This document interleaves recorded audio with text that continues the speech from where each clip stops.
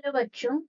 Let's see this question. The question says a conducting rod 1 meter in length move with a frequency of 50 rotation per second with one end at the center and the other end at circumference of a circular metallic ring of radius 1 meter about an axis passing through the center of the coil and perpendicular to the plane of the coil. A constant magnetic field parallel to the axis is present everywhere. What is the EMF developed between the center and the metallic ring where magnetic field is equal to 1 Weber per meter square? First of all हम यहाँ पे diagram देख लेते हैं.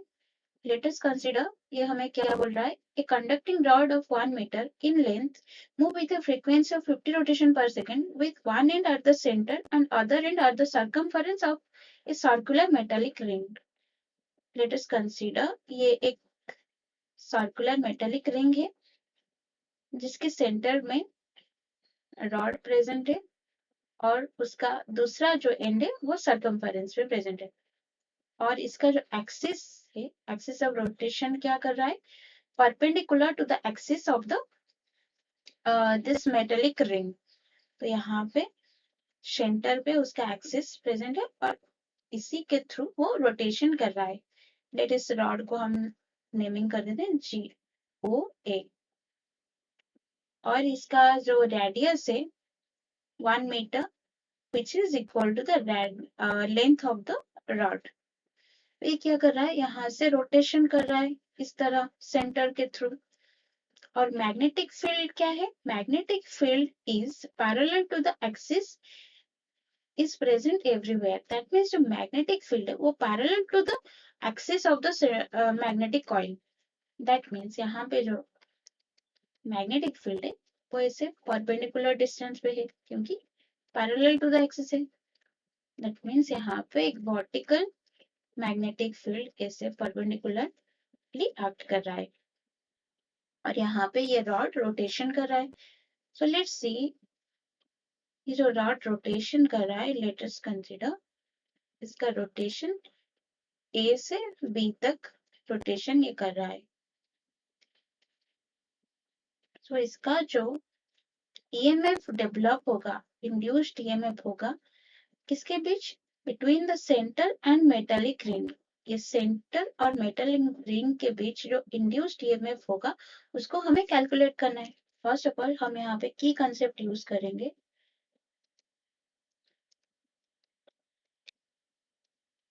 Motional EMF.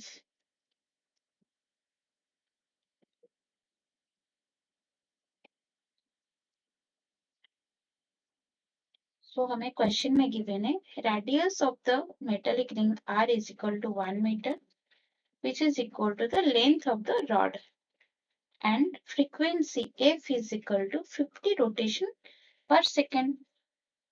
50 rotation per second and magnetic field जो given है हमें 1 Weber per meter square. So the rotating metallic rod goes from OA to OB.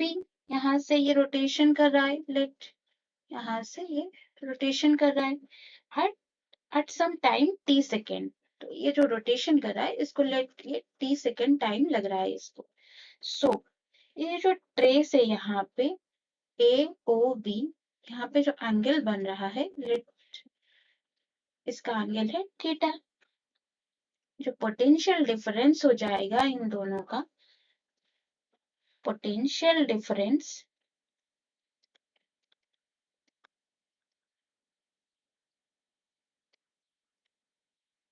across the rod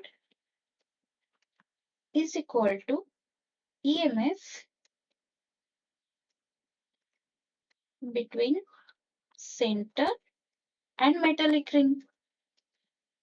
यहाँ पे जो पोटेंशियल डिफरेंस हो जाएगा रॉड के अक्रॉस, यहाँ पे जो पोटेंशियल डिफरेंस होगा इस दोनों के बीच, तो वही क्या होगा, EMF होगा between the center and the ring.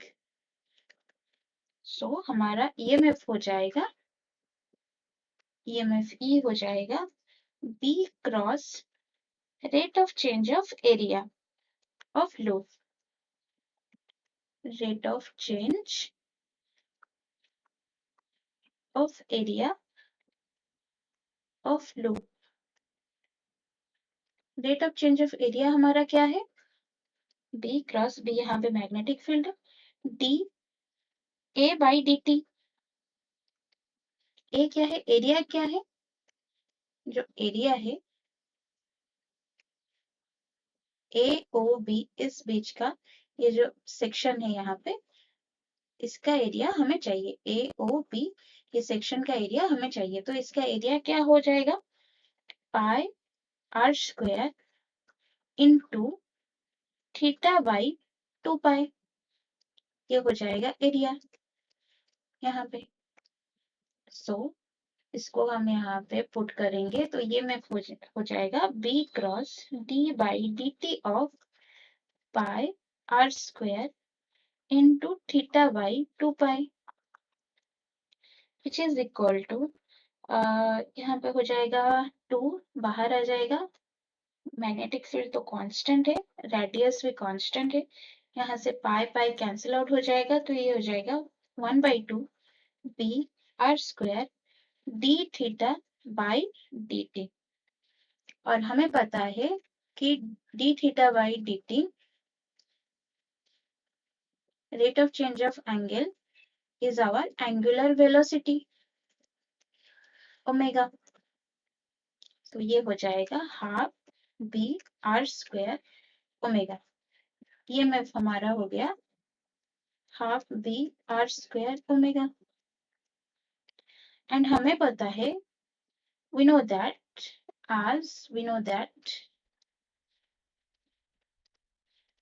omega is equal to 2 pi f, 2 pi into frequency। सो इसको यदि हम पुट करेंगे यहाँ पे, EMF हो जाएगा half into B R square 2 pi F. तो ये हो जाएगा 2 कैंसिल होके B R square by F. यहाँ पे सारी वैल्यूज पुट कर देंगे। मैग्नेटिक फील्ड हमारे पास है 1, आर की वैल्यूज है 1 मीटर और उसका स्क्वायर पाई है 3 इंटू 1/4, 3.14 इंटू फ्रीक्वेंसी कितना है 50 रोटेशन पर सेकेंड। तो हमारा EMF हो जाएगा 1 नियरली इक्वल टू 157.1 वोल्ट। इतना हमारा EMF हो जाएगा। So this is the final answer. Hope you understand it well. Best of luck.